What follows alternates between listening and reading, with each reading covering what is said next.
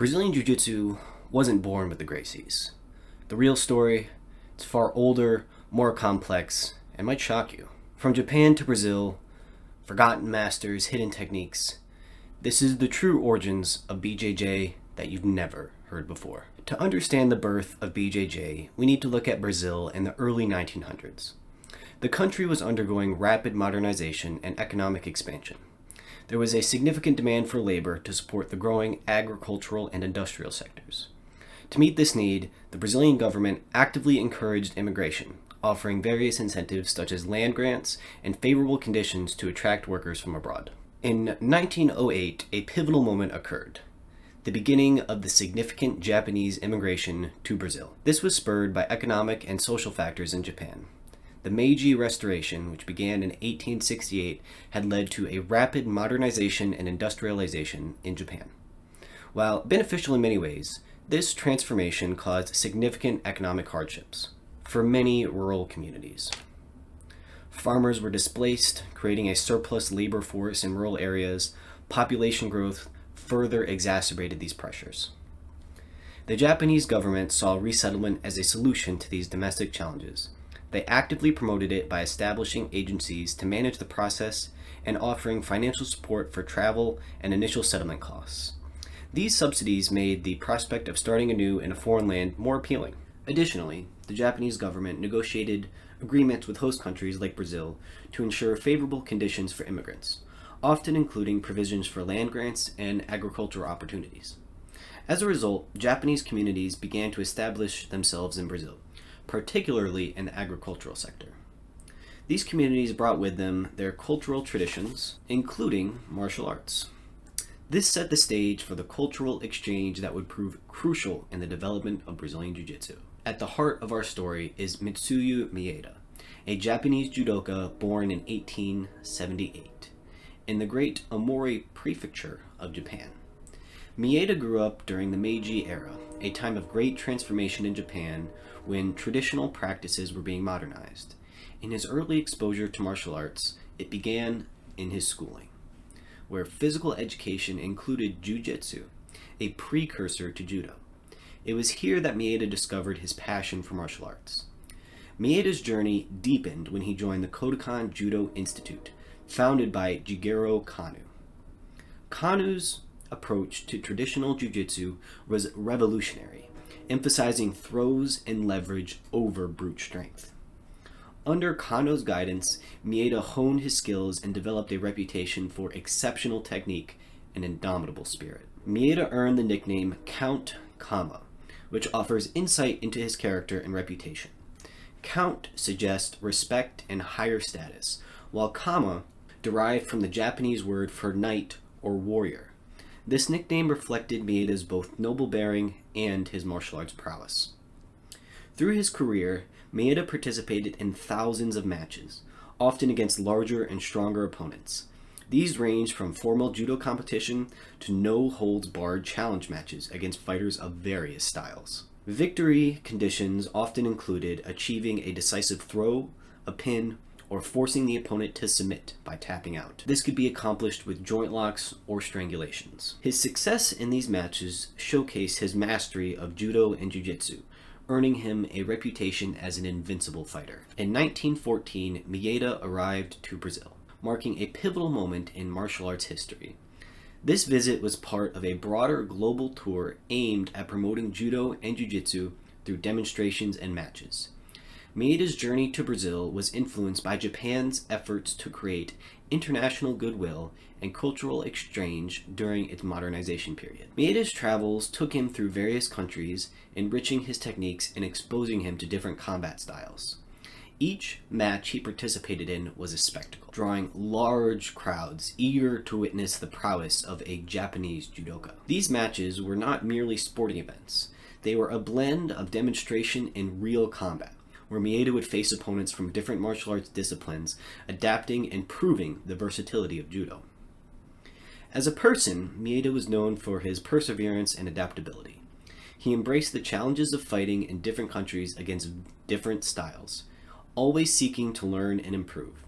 His resilience in over 1,000 matches highlighted his commitment to martial arts and his belief in the principles of judo. When Maeda arrived in Brazil, he initially traveled through various cities, demonstrating his skills and showcasing the effectiveness of Judo and Jiu-Jitsu. The cultural landscape of Brazil, with its mix of immigrants and openness to new ideas, provided fertile ground for Maeda's teaching to take root.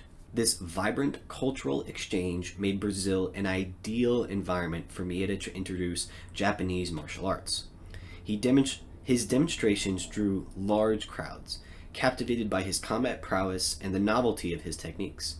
It was within this dynamic setting that Maeda would meet Carlos Gracie, a meeting that would change the course of martial arts forever.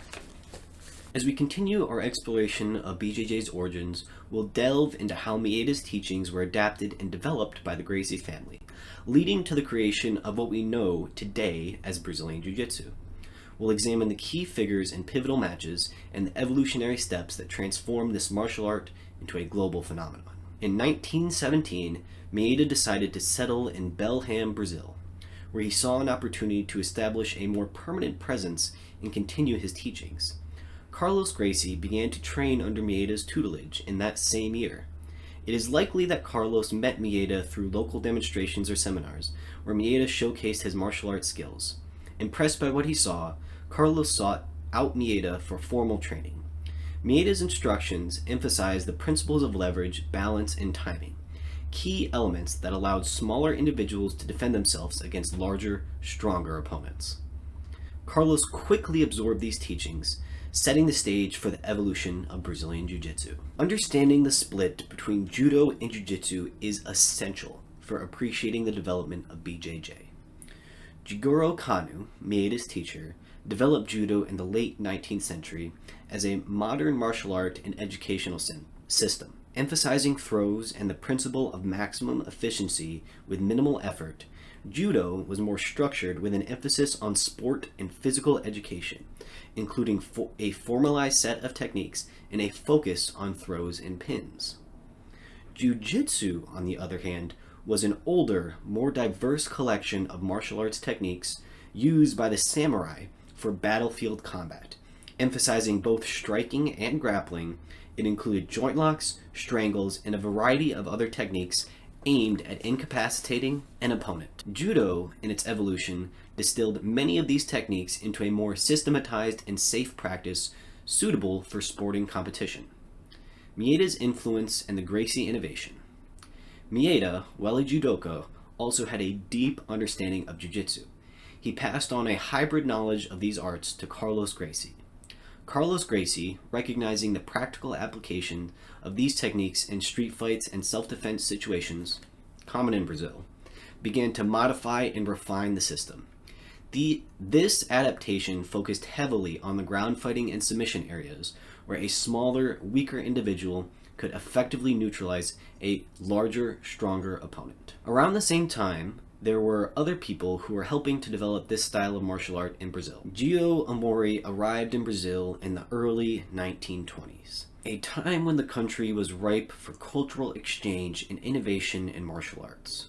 Amori initially traveled through various parts of Brazil, demonstrating his jiu-jitsu skills to diverse audiences. By 1925, he settled in Sao Paulo, where he established one of the first jiu-jitsu schools in Brazil. This dojo quickly became a hub for martial arts enthusiasts, drawing students eager to learn from a Japanese master. Amori's teachings and philosophy were deeply rooted in the principles of traditional jiu-jitsu, emphasizing technique, leverage, and efficiency over brute strength. Some notable matches and influence. A match against Carlos Pereira. One of Jiro Amori's most notable matches took place in 1928 against Carlos Pereira, a local strongman known for his immense strength and physical prowess. The match drew a large crowd, eager to see how Amori's refined techniques would fare against raw power. As the match began, Pereira used his size and strength to try and overpower Amori, launching aggressive attacks, attempting to grapple with brute force. Amori, staying composed, used his superior technique to evade Pereira's attacks. Amori managed to off-balance Pereira with a perfectly timed osotogari, also known as a large outer reap, one of my favorite throws in judo. Taking him to the ground. Once on the mat, Amori transitioned quickly to side control, then to mount. From the mount, Amori applied an armbar, a technique that hyperextends the elbow joint, forcing Kimura to submit. This victory demonstrated the effectiveness of jiu-jitsu against even the most formidable adversaries and significantly boosted the credibility of the art in Brazil. In 1929, Amori faced a local boxing champion, a highly anticipated match. The bout drew significant attention with spectators eager to see how jiu-jitsu would fare against the more popular and well-known sport of boxing. The boxing champion, confident in his striking skills, started the match with aggressive punches, utilizing quick jabs and powerful hooks to keep Amori at a distance. Amori, maintaining his composure, closed the distance by slipping the punches and clinching with the boxer. Utilizing a koshiguruma hip wheel throw, Amori brought the fight to the ground. Once on the mat, Amori quickly moved to side control and transitioned to keisagatame, scarfhold, neutralizing the boxer's abilities. From there, Amori executed a Kimura lock, a double wrist lock, attacking the shoulder joint on the boxer's arm, leveraging his control to force a submission. This victory was a pivotal moment, significantly boosting Amori's reputation and the credibility of jiu-jitsu in Brazil. Another significant match in Jiro Amori's career occurred in 1930 against a renowned wrestler. This bout further cemented Amori's reputation as a master of jiu-jitsu. The wrestler, known for his grappling strength, posed a different kind of challenge. As the match progressed, the wrestler attempted numerous takedowns, using his strength to try and dominate Amori. Amori, leveraging his technical prowess, countered with a seonage, shoulder throw, extending the wrestler to the mat. On the ground, the wrestler attempted to use his strength to escape, but Amori smoothly transitioned into jujigatame, cross armbar, applying pressure to the wrestler's elbow joint. Despite the wrestler's attempts to submit, Amori's precision and technique forced him to give up.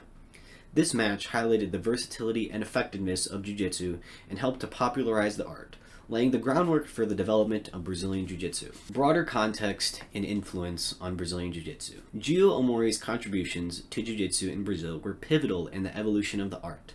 His victories in these high-profile matches demonstrated the effectiveness of Jiu-Jitsu and attracted many students to his dojo. Amori's emphasis on technique and leverage over brute strength resonated with practitioners and helped to shape the philosophy of Brazilian Jiu-Jitsu. Amori's influence extended beyond his immediate students, impacting the broader jiu-jitsu landscape in Brazil. His success in challenge matches against various martial artists showcased the practical applications of jiu-jitsu, inspiring others to adopt and adapt to the techniques he was using. This environment of competition and adaptation was crucial for the development of Brazilian Jiu-Jitsu and the sport that would become what we all know today. Takano arrived in Brazil in the late 1920s, during a period when Brazilian martial arts was gaining popularity and evolving rapidly. After traveling through various cities to demonstrate his jiu-jitsu skills, Yano settled in the Recife, Pernambuco. There he opened a dojo that became a center for martial arts training, drawing students from diverse backgrounds. Yano's teaching style was strict and disciplined, focusing on the physical, mental, and philosophical aspects of jiu-jitsu. Some notable matches and influence. In 1920, Yano versus a local capoeira master. One of Yano's most notable matches took place in 1929 against a local capoeira master. This match was significantly anticipated as it pitted a fluid, acrobatic style of capoeira against the disciplined grappling techniques of jiu-jitsu. The capoeira master, known for his agility and striking power, began the match with dynamic movements and swift kicks. Yano, displaying his calm demeanor and strategic thinking, closed the distance quickly to avoid the capoeira strikes. Using a Maroto Seonage, also known as the two-arm shoulder throw, Yano brought the capoeira master to the ground. Once on the mat, Yano transitioned to mount and then applied a Shishimi Waza, stranglehold, specifically the Haji Jime, naked choke, forcing the capoeira master to submit. This victory showcased the adaptability and effectiveness of jiu-jitsu against a striking-based martial art, significantly enhancing Yano's reputation. In 1930, Taki Yano faced a prominent luta livre wrestler in a match that drew significant attention.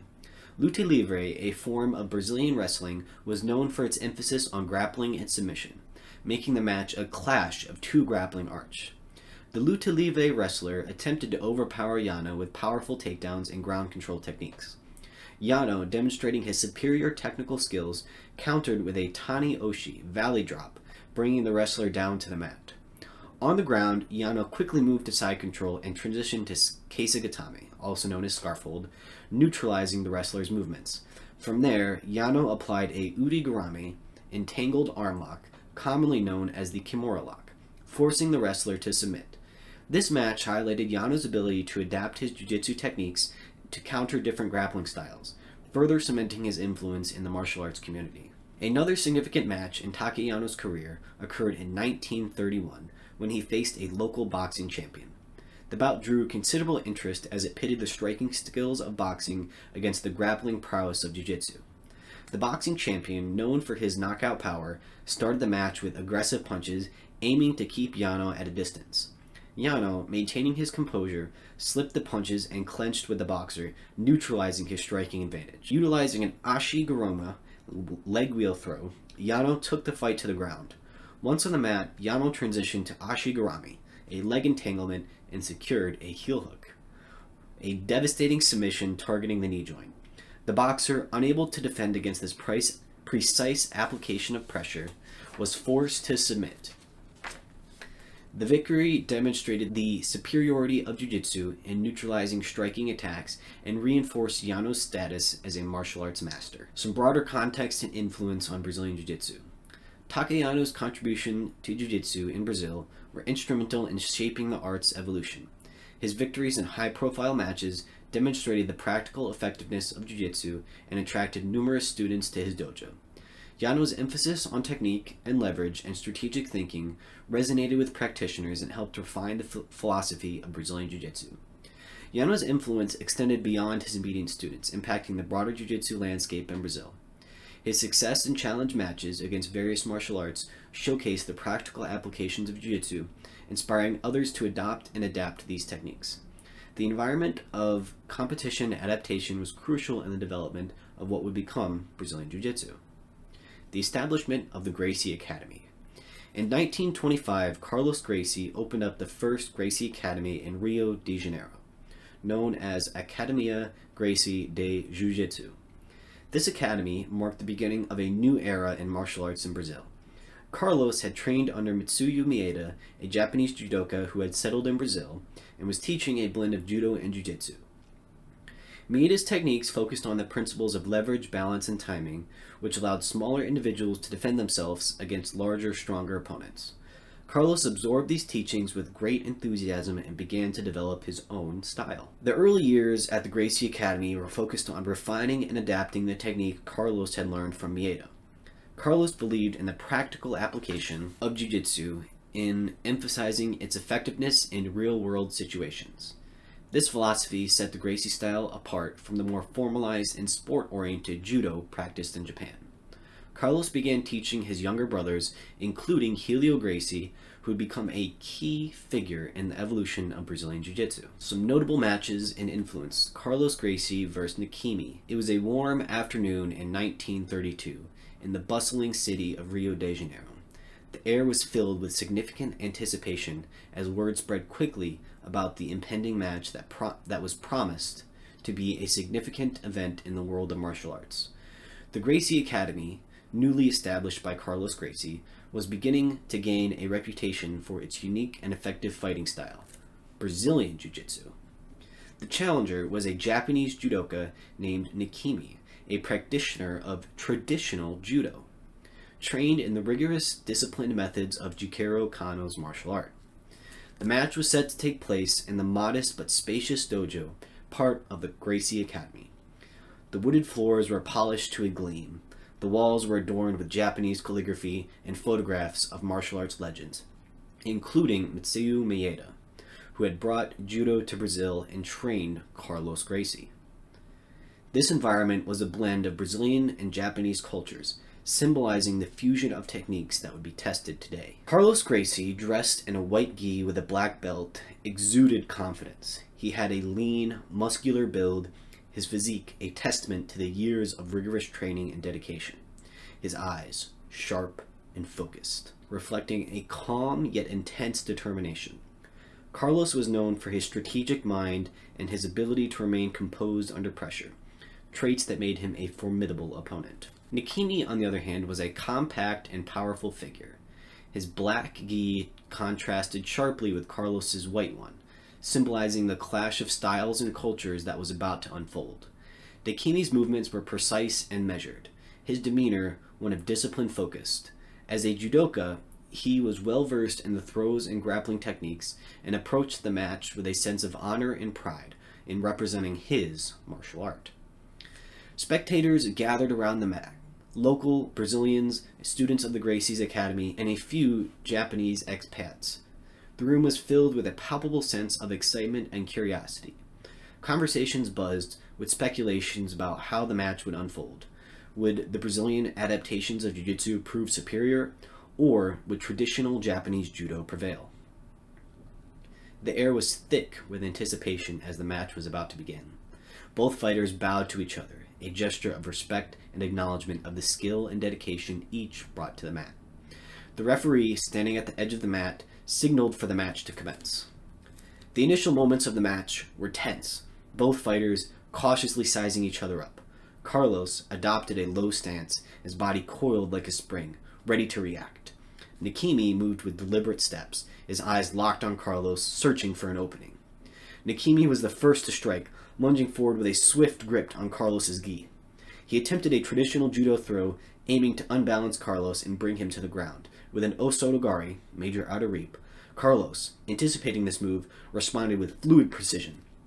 He shifted his weight, using Nikimi's momentum against him, and quickly transitioned to a grappling position.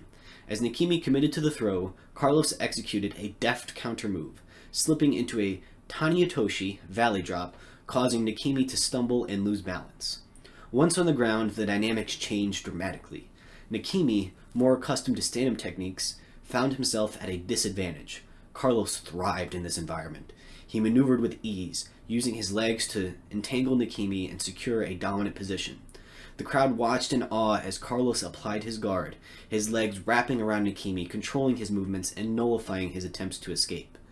Carlos pulled Nikimi into closed guard, his legs locked around Nikimi's waist, controlling his posture. Carlos's techniques were a masterclass in leverage and control.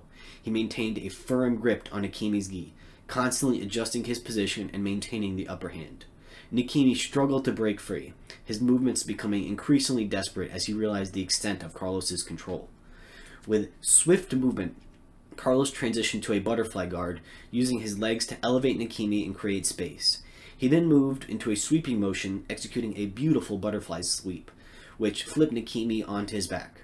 Carlos quickly followed up and transitioned into the mount position, straddling Nikimi and pinning him to the mat. The crowd erupted in cheers, recognizing the significance of this position. From here, Carlos had numerous options to finish the fight, each demonstrating the effectiveness of Brazilian Jiu-Jitsu. Carlos chose to apply a choke, a technique that required precision and skill. He wrapped his arm around Nikimi's neck, securing the choke with a grip that left no room for escape. Nikimi, realizing the danger he was in, struggled fiercely, but Carlos's hold was unyielding. Carlos methodically worked to isolate Nikimi's arm, setting up for an Ezekiel choke. His left arm slipped behind Nikimi's neck, while his right arm snaked under Nikimi's chin, grasping at the sleeve of his left arm. Carlos tightened the choke with a firm squeeze, leveraging his entire body to apply pressure. The crowd fell silent. The tension in the room was palpable. Nikimi's face turned red as he fought against the choke, but it was clear that he was trapped. With no other option, Nikimi tapped on the mat, signaling his submission. The referee immediately stepped in, signaling the end of the match. The room erupted with applause and cheers as Carlos released the hold and helped Nikimi to his feet. The two fighters bowed to each other once more, a sign of mutual respect and acknowledgement of each other's skill and determination. For Carlos Gracie and the Gracie Academy, this victory was more than just a win. It was a validation of their style and approach to martial arts. The match demonstrated the effectiveness of Brazilian Jiu-Jitsu and its ability to overcome traditional techniques with innovation and adaptation. For the spectators, this match was a revelation. It showcased the potential of Brazilian Jiu-Jitsu and its emphasis on leverage, technique, and ground fighting. It planted the seeds for the future growth of the art, both in Brazil and around the world. The match between Carlos Gracie and Takimi became a pivotal moment in the history of Brazilian Jiu-Jitsu. It was one of the early demonstrations of the effectiveness of the Gracie's adaptations of Jiu-Jitsu, helping to establish the Gracie family as pioneers in the world of martial arts. The techniques and strategies showcased in this match would be passed down through generations, forming the foundation of Brazilian Jiu-Jitsu as we know it today. Helio Gracie, who began his training in the early 1930s, faced significant challenges due to his smaller stature. He often portrayed himself as physically frail, claiming that his physical limitations led him to modify and adapt techniques and rely more heavily on leverage, timing, and technique rather than brute force. This narrative became a cornerstone of the Gracie Jiu-Jitsu story, emphasizing the accessibility of the art to people of all sizes and strengths. However, Roberto Piedra's book, Choke, The Untold Story of Jiu-Jitsu in Brazil, scrutinizes these claims. Piedra presents a crucial examination of Helio's physical condition using contemporary sources including medical records, personal testimonies, and newspaper articles, which paint a different picture of Helio's physical capabilities. Helio Gracie often described himself as weak and sickly in his youth. He claimed that his physical frailty was a significant factor in the development of Brazilian Jiu-Jitsu, the techniques that relied more on leverage than on strength. This portrayal was a compelling part of the Gracie narrative, emphasizing that BJJ was accessible to everyone regardless of physical strength. However, Piedra's research presents evidence that contradicts Helio's portrayal of himself as frail. Contemporary sources, including interviews with people who knew Helio personally, suggest that he may not have been as physically weak as he claimed. These sources indicate that Helio was actually strong and capable as an athlete. Individuals who trained with Helio observed him during his early years and often described him as being in good physical condition, capable of enduring rigorous training sessions and engaging in physically demanding activities. Piedra also notes that there are records of Helio swimming regularly, which contributed to his overall physical fitness. Newspaper articles from the time often depict Helio as a strong and capable athlete, contrasting with the later narrative of him being frail.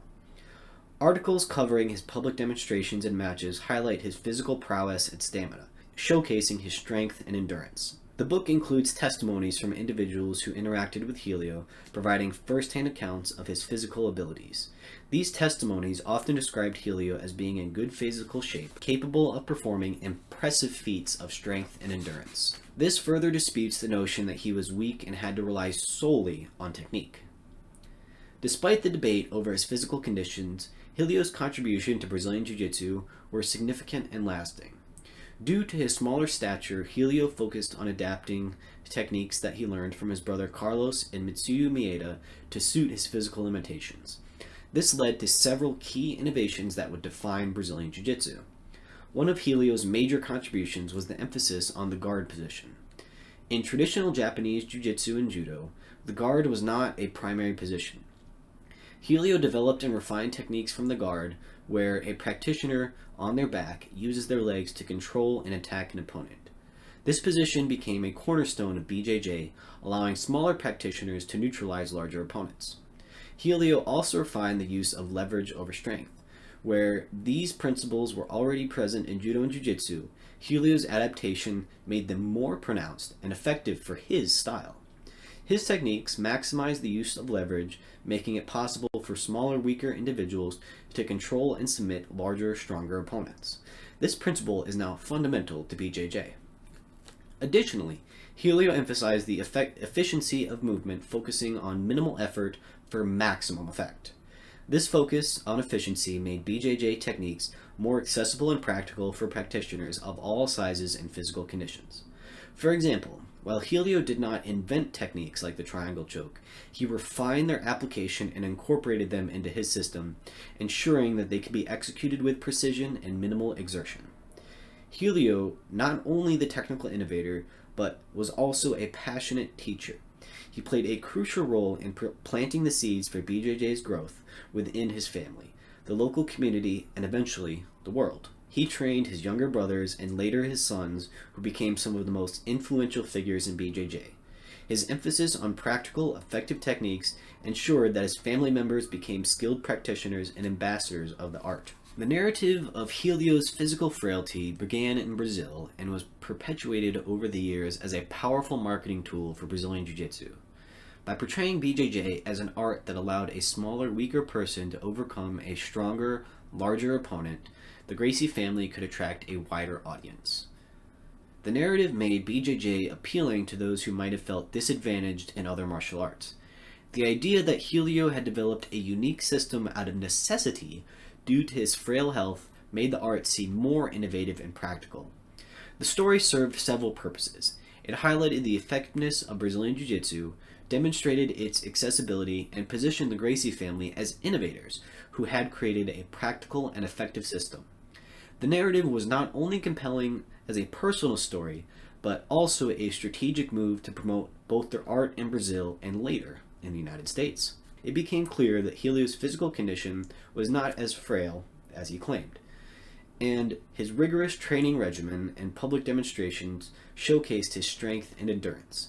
This more nuanced understanding of Helio's contributions to Brazilian Jiu-Jitsu illustrates the blend of physical capability and innovative technique that made the art so effective and accessible. Helio was not a 250-pound powerhouse, but his conditioning, technique refinement, and strategic approach were crucial in shaping the sport. Another notable match, Helio Gracie vs. Takano. On August 2nd, 1938, Helio Gracie faced Takano, a prominent Japanese judoka, in Rio de Janeiro. The venue was filled with spectators eager to see another demonstration of Brazilian Jiu-Jitsu against traditional judo. Yano, known for his powerful throws, tried to use Horiogoshi, sweeping hip throw, to take Helio down early in the match. Helio, anticipating the move, used his leverage and timing to counter the throw, landing in a dominant position on the ground. From there, Helio transitioned to side control, then to mount. Yano struggled to escape, using his judo techniques to try and unbalance Helio. However, Helio remained in control and attempted an armbar, also known as Juji Gatame. Yano defended well, forcing Helio to switch to a triangle choke. The match lasted for 18 minutes, with both fighters showcasing their technical skills and endurance. The bout ended in a draw, but it was another demonstration of Helio's skills and the effectiveness of Gracie's techniques, highlighting the evolving nature of Brazilian Jiu-Jitsu and its emphasis on ground fight. George Gracie, known as the Red Cat due to his striking red hair, was born into the legendary Gracie family in 1911. From a young age, George was immersed in the world of Brazilian Jiu-Jitsu, training under his older brother, Carlos Gracie. The Gracie family, having moved to Rio de Janeiro for economic reasons, saw George start his journey in martial arts, absorbing the techniques like a sponge and showing remarkable passion and talent. By 1930, at the tender age of 19, George had already begun his professional fighting career. Unlike his brothers, Carlos and Helio, who often negotiated fight rules to their advantage, George took on all comers, embodying the true spirit of Vale Tudo. Anything goes. His approach was straightforward.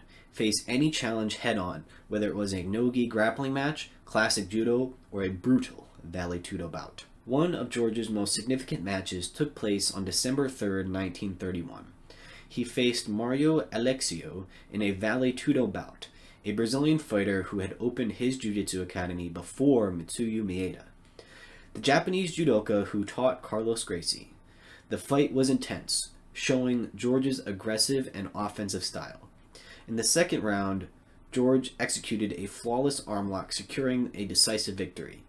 This win marked the beginning of a new era in BJJ, where practical combat skills took precedence over theoretical knowledge. The philosophy of a rebel. George's approach to BJJ was different from his brothers. While Carlos and Helio were strategic and often avoided certain fights, George relished the challenge, embodying a warrior spirit. The philosophy extended to his willingness to cross-train with other fighters, a practice frowned upon by his family. He trained with notable fighters like Orlando Americano, Da Silva, Takano, and Jiro Amori, integrating different fighting styles into his repertoire. The difference in philosophy eventually led to a falling out with Carlos and Helio. George's participation in fixed professional wrestling matches which he saw as a way to avoid injuries and promote the school, was a significant point of contention. Helio, often believed in the purity of real fights, could not reconcile with this approach. Despite these conflicts, George continued to forge his path. In the 1950s, he ran his own promotions and opened his academy in Rio de Janeiro, establishing a separate Gracie lineage. His academy became a beacon for those who shared his relentless and fearless approach to BJJ. George's contributions to BJJ were eventually recognized, and there was some reconciliation with his family later in life. He was honored with a 10th degree red belt, a testament to his impact on the martial art. George passed away in 1991, just before the advent of USC, which would catapult BJJ to global fame. George Gracie's fighting style was characterized by aggression and offensive maneuvers. He was well known for his effective use of arm locks, chokes, and relentless pressure. Unlike Helio, who was more defensive and patient, George's matches were dynamic and explosive. His willingness to engage in various forms of combat, from no-gi grappling to full combat ballet Judo, set him apart and highlighted his versatility. George's life was a testament to the spirit of BJJ, resilience, adaptability, and relentless pursuit of excellence. His story is a vivid reminder of the rich, complex history of the Gracie family and their profound impact on the world of martial arts. Now we get into the separation from the Japanese roots. The Gracie family's approach to jiu-jitsu continued to diverge from traditional Japanese methods. While Japanese Judo emphasized throws and pins, the Gracies focused more on ground fighting and submissions. This practical, fight-oriented approach appealed to many in Brazil, where physical confrontations were common. The Gracies' willingness to test their techniques in real combat situations and their emphasis on adaptability and efficiency distinguished their style from the more formalized Judo practiced by Japanese instructors. The separation between the Gracies and their Japanese predecessors was not only technical but also cultural and philosophical. The Gracies viewed jiu-jitsu as a living, evolving art that needed to be tested and proven in real-world scenarios. This contrasted with the more traditional, hierarchical, and sport-oriented approach of Japanese Judo and Jiu-Jitsu. The Gracies focused on practical self-defense, and their openness to adapting and refining the techniques based on experience set Brazilian Jiu-Jitsu on a different path. By the 1930s, the Gracie Academy had established itself as the premier jiu-jitsu school in Brazil. The public matches, challenge fights, and vale tudo The public matches and challenge fights had proven the effectiveness of their techniques, and the academy attracted a growing number of students eager to learn Brazilian Jiu-Jitsu. The Gracie family's dedication to refining and proving their art laid the foundation for the global spread of BJJ in the decades to come. Some further matches by Helio Gracie, setting the stage. In the early 1940s, Brazil was in a period of intense cultural exchange and growing national pride. The Gracie family had already begun to make a name for themselves in the martial arts world, with Helio Gracie emerging as a key figure in Brazilian Jiu-Jitsu. The Gracie challenges were designed to prove the effectiveness of BJJ against all comers, and Helio, with his frail but determined physique, was the forefront of these matches. Yuchi Uno, a Japanese judoka with a strong background in traditional jiu-jitsu, arrived in Brazil with one mission. He was a direct disciple of Yuchi Kanu Mitsuyo and was known for his ground fighting techniques. Uno was confident in his skills and anticipated Helio's challenge, eager to prove the superiority of Judo. The first match was in 1943. The anticipation was palpable as the first match between Gracie and Yuchi Uno was announced. The fight took place on September 12, 1943, in a crowded arena in Rio de Janeiro, with spectators from both Brazilian and Japanese communities eager to witness the clash of these martial arts titans. The air was thick with tension and excitement as everyone knew this was more than just a fight. It was a contest of cultural pride and martial arts supremacy. As Helio Gracie entered, he was dressed in a traditional white gi and entered the arena with a calm confidence. Despite his smaller stature and frail appearance, his eyes were sternly focused across from him, on his opponent. Yuchi Uno was a more physically imposing figure and extruded a quiet confidence. Uno's training in Judo and traditional Jiu-Jitsu had prepared him for this moment. As the match began, Uno immediately took the offensive. He moved with a fluid grace, of a seasoned judoka, attempting to unbalance Helio and execute a series of powerful throws. Uno first attempted a seonagi, a shoulder throw, but Helio, using his deep understanding of leverage and balance, skillfully defended against it by shifting his weight and keeping a low center of gravity. Uno then switched to an uchigari, a major inner reap, trying to sweep Helio's leg out from under him. Helio, however, countered by pushing Uno's upper body away, using his arms to block the sweep. The crowd watched in awe as the two fighters engaged in a high-stakes game of chess, each move calculated and deliberate. Uno, determined to showcase the effectiveness of judo, intensified his efforts by executing a series of rapid throws. Helio's BJJ training had honed his ability to adapt and counter. Uno managed to throw Helio with a Helio Gracie, sweeping hip throw, but Helio, as soon as he hit the ground, quickly pulled guard, wrapping his legs around Uno's waist to control his movements. On the ground, Helio's expertise in BJJ became evident. He maneuvered with grace and fluidity of a seasoned grappler, using his legs to control Uno's movements and neutralize his strength. Uno attempted to pass Helio's guard by pushing his knee down and sliding his leg through, but Helio managed to maintain control by shifting his hips and keeping his legs tight around Uno. The crowd could see the contrast in styles, Uno's powerful explosive movements versus Helio's smooth, controlled techniques. Despite Uno's efforts to escape and regain control, Helio managed to maintain a dominant position, working for submissions while carefully conserving energy. He attempted a Kimura from the guard, forcing Uno to defend and preventing him from advancing positions.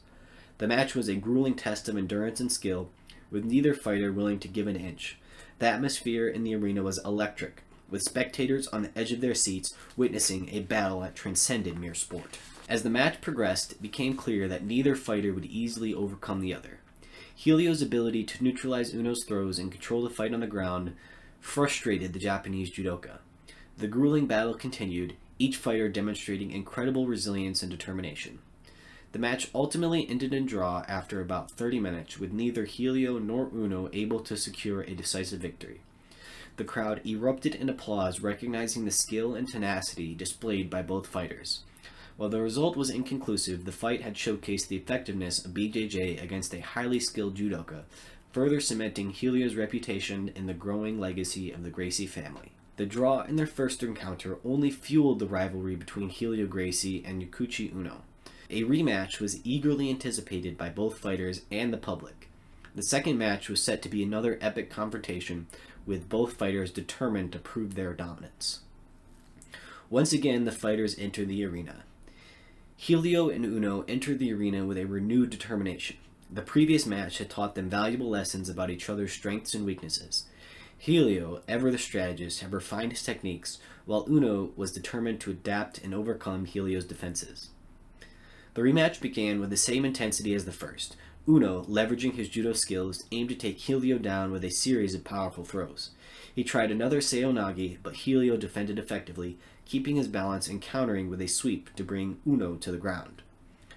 On the ground, Helio's mastery of BJJ was on full display. He controlled the pace of the fight, using his guard to neutralize Uno's attacks and set up his own submissions. Helio attempted a triangle choke from the guard, forcing Uno to defend and prevent him from mounting an effective offense. The crowd watched in awe as Helio smoothly transitioned between positions, always staying one step ahead of his opponent. Helio moved from the guard to mount after a sweep where he attempted an armbar. Uno managed to defend, but Helio's control and pressure were relentless. Despite their best efforts, neither fighter could secure a decisive victory. The match ended in another draw after 20 minutes, with both men exhausted but respecting each other's skills. The rematch had further solidified Helio's reputation as a master of BJJ and demonstrated the effectiveness of his techniques against a highly skilled judoka. Another match. In 1951, the martial arts world in Brazil was buzzing with excitement. Masahiko Kimura, one of the greatest judokas of all time, had arrived in the country. Kimura was known for his incredible strength and technical prowess, having won the All Japan Judo Championship 3 times. His arrival in Brazil set the stage for one of the most famous matches in the history of Brazilian Jiu-Jitsu. Before facing Kimura, Helio Gracie fought Yukio Kato, a highly skilled judoka. Their first encounter took place September 6, 1951 in Rio de Janeiro. The anticipation for this match was immense, with spectators eager to witness the clash between Brazilian Jiu-Jitsu and traditional Judo. The arena was filled with an air of excitement and the tension as both fighters prepared to showcase their skills. Helio Gracie, dressed in his traditional white gi, entered the arena with his usual calm and focused demeanor. Despite his smaller stature and perceived physical frailty, Helio's confidence was evident. Across from him stood Yukio Kato, a more physically imposing figure with a reputation for aggressive and powerful judo techniques. As the match commenced, Kato immediately took the offensive, attempting to dominate Helio with a series of powerful throws. Kato's initial move was a Helio Gracie sweeping hip throw, a technique designed to unbalance and throw Helio to the ground. Helio, using his deep understanding of leverage and balance, skillfully defended against the throw by lowering his center of gravity and using his hips to counter the sweep. Undeterred, Kato quickly transitioned to another technique, attempting a seonage, shoulder throw. Helio, anticipating the move, managed to evade it by shifting his weight and using his arms to create distance. The crowd watched in awe as the two fighters engaged in a dynamic and intense exchange of techniques, each move met with a calculated counter. After several minutes of standing exchanges, Kato successfully executed an ouchigari, a major inner reap, taking Helio to the ground. However, Helio, being in his element on the mat, immediately pulled guard, wrapping his legs around Kato's waist to control his posture. From the guard, Helio worked to neutralize Kato's attacks, using his legs and hips to keep Kato off balance. On the ground, Helio's expertise became apparent. He used his legs to control Kato's movements and prevented him from advancing to a more dominant position. Kato attempted to pass Helio's guard by pushing down on his knees and sliding through, but Helio managed to maintain control by shifting his hips and keeping his legs tight around Kato. The crowd could see the contrast in styles between Kato's powerful, explosive movements versus Helio's smooth and controlled techniques. Despite Kato's relentless efforts to dominate on the ground, Helio's ability to defend and counter was impeccable. He attempted several submissions from the guard, including a triangle choke and an armbar, forcing Kato to remain on the defensive. As the match progressed, it became clear that neither fighter would overcome the other. The grueling battle continued, with both fighters demonstrating incredible resilience and determination. The crowd was on the edge of their seats, witnessing a high-level display of technical prowess and endurance. The match ultimately ended in a draw after 40 minutes, with neither Helio nor Kato able to secure a decisive victory. The crowd erupted in applause, recognizing the skill and tenacity both fighters displayed. While the result was inconclusive, the fight has showcased the ineffectiveness of BJJ against a highly skilled judoka, further solidifying Helio's reputation and setting the stage for their eventual rematch. The second match. Determined to prove himself, Yukio Kato agreed to a rematch with Helio Gracie, which took place on September 29, 1951, in Rio de Janeiro. The atmosphere was electric, with spectators eager to see if Helio could secure a decisive victory. The fight began similarly to their first encounter, with Kato aggressively attempting his powerful throws. He went for techniques like Helio Gracie and seonage, using his strength and judo expertise to try and dominate Helio. However, Helio, having studied Kato's movements in their previous match, was even more prepared this time. Early in the match, Helio managed to pull guard, bringing Kato into his domain on the ground. This strategic move allowed Helio to neutralize Kato's standing attacks and bring the fight to where he felt most comfortable. From guard, Helio worked to control Kato's posture, breaking his balance and preventing him from mounting an effective offense. Helio expertly maneuvered, using his legs and control of Kato's hips to limit his movements. He continually shifted his hips, keeping Kato off balance and setting up opportunities for submission attempts. Helio's control and precision on the ground were evident as he transitioned from the guard to back control. As the fight progressed, Helio found an opening and swiftly took Kato's back, securing his position by hooking his legs around Kato's waist. With precise control, Helio locked in a rear naked choke. This choke involved wrapping one arm around Kato's neck and locking it in place with the other arm, applying pressure to cut off the blood flow to Kato's brain. Kato struggled to escape, but Helio's grip was firm and unyielding. The crowd watched in anticipation as Helio tightened the choke, applying just the right amount of pressure. Kato, realizing he could not break free, tapped out, signaling his submission. The match lasted 15 minutes, ending with Helio's decisive victory. This victory was significant in demonstrating the effectiveness of Brazilian Jiu-Jitsu against a skilled judoka, and setting the stage for Helio's next challenge. Helio's use of the rear naked choke showcased his technical mastery and strategic brilliance, further cementing his reputation in the martial arts world. In 1951, the martial arts community in Brazil was abuzz with excitement. Masahiko Kimura was widely regarded as one of the greatest judokas of all time. He had arrived in a country known for his incredible strength and technical prowess. Kimura had won the All Japan Judo Championship 3 times and was renowned for his dominance in judo. The anticipation was palpable as the match was arranged between Kimura and Helio Gracie, the emerging star in the new world of BJJ. The bout was set for October 23, 1951, at the Macarena Stadium in Rio de Janeiro, a venue that could hold tens of thousands of spectators. The event drew a massive crowd eager to witness this historic clash between two martial arts titans. Once again, Helio Gracie, dressed in his traditional white gi, entered the arena with his usual calm demeanor. Despite being significantly smaller and lighter than Kimura, he exuded a confidence and determination. Helio stood at 5'9" and weighed around 140 pounds, relying on his technique and strategy to overcome his physical disadvantages. Across from him, Kimura, in his judo gi, radiated power and confidence, standing at 5'7", weighing in at 185 pounds of solid muscle. Kimura was an imposing figure. His reputation as a judo legend preceded him, and the Brazilian audience was both excited and anxious to see how Helio would fare against such a formidable opponent. As the match started, Kimura immediately took the offensive. He moved with the fluid grace and explosive power of a seasoned judoka. Attempting to unbalance Helio and execute a series of powerful throws, Kimura first attempted an Osoto Gare, but Helio, using his understanding of leverage and defense, managed to avoid being thrown by stepping off to the side and redirecting Kimura's momentum. Kimura quickly transitioned to an Uchimata, an inner thigh throw, lifting Helio off the ground and sending him crashing to the mat. Helio, though taken down, swiftly pulled guard, wrapping his legs around Kimura's waist to control his movements and prevent further attacks. On the ground, Kimura attempted to pin Helio using Keisugatame. Helio, showcasing his BJJ skills, managed to escape the pin by creating space and pushing off Kimura's hips with his legs. Kimura then transitioned to a north-south position, where he used his weight to control Helio's upper body and limit his movement. Helio continued to defend and counter, using his guard to control Kimura's posture and prevent him from advancing. Despite his best efforts, Helio found himself repeatedly outmaneuvered by Kimura's superior strength and technique. The crowd watched in anticipation as the two fighters engaged in a high-stakes game of cat and mouse on the mat. Kimura, determined to secure a submission, transitioned from the north-south position to an arm-lock position. He isolated Helio's arm and applied a reverse arm entanglement.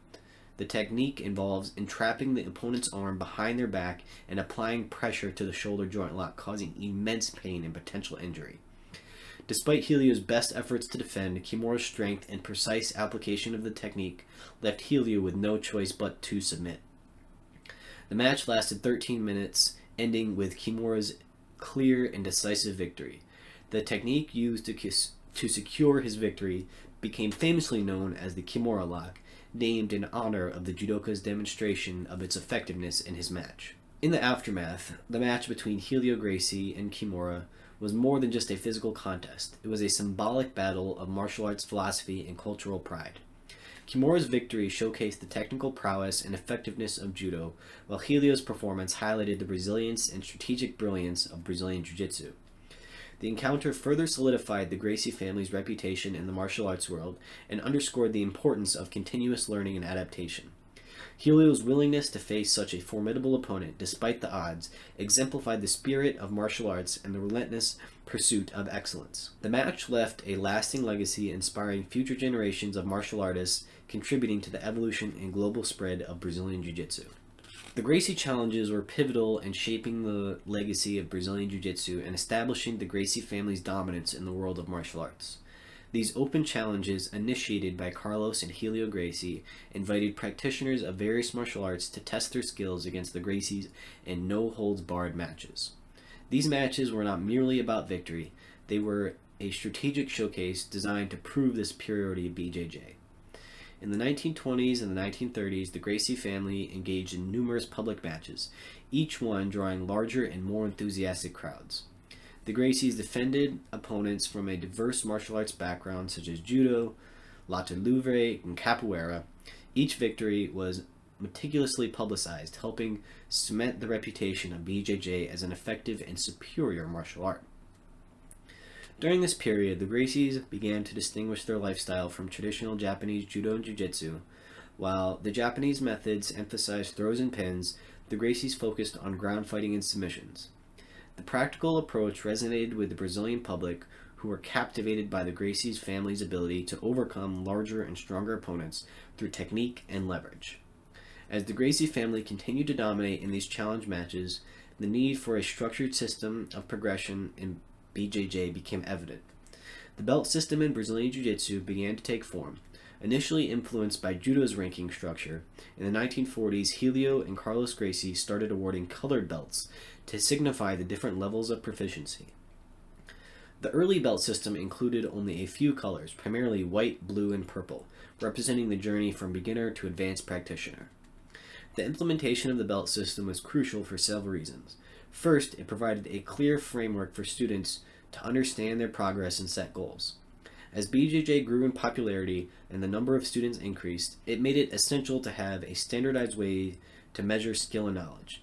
The belt served as motivation, encouraging students to continue their growth and their training to strive for higher levels of proficiency. Second, the belt system helped to maintain the integrity and quality of BJJ instruction.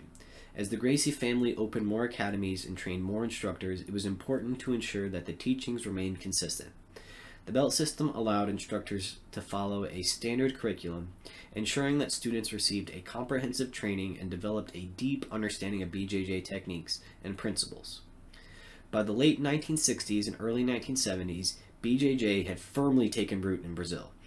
The Gracie family's relentless challenges and their growing network of academies helped spread the art far and wide. The belt system had also evolved, incorporating more colors such as brown and black to provide a clear path for students to progress. The Gracie family recognized that the belt system was not just a measure of skill, but was also a way to build community and foster a sense of belonging among practitioners. Students who achieved a higher belt rank were seen as role models and leaders within the BJJ community, helping to inspire and guide new students. As the Gracies prepared to take BJJ to the international stage, the legacy of the Gracie challenges remained the cornerstone of their reputation. These matches demonstrated not only the effectiveness of Brazilian Jiu-Jitsu, but also the Gracie family's commitment to proving and improving their art. The structured belt system they developed provided a clear framework for students worldwide, ensuring that knowledge and techniques honed through the decades of challenges would be passed down to future generations. The Gracie challenges and the evolving belt system intertwined to create a legacy of excellence, resilience, and innovation in martial arts. This legacy paved the way for the global spread of Brazilian Jiu-Jitsu, which would soon reach new heights as the Gracie family moved to the United States and introduced their art to a wider audience. The belt system, with its clear progression and emphasis on skill and knowledge, ensured that BJJ would continue to grow and thrive, maintaining its integrity and effectiveness as it spread around the world. And that is the first part of how Brazilian Jiu-Jitsu came to evolve. Stick around for part 2.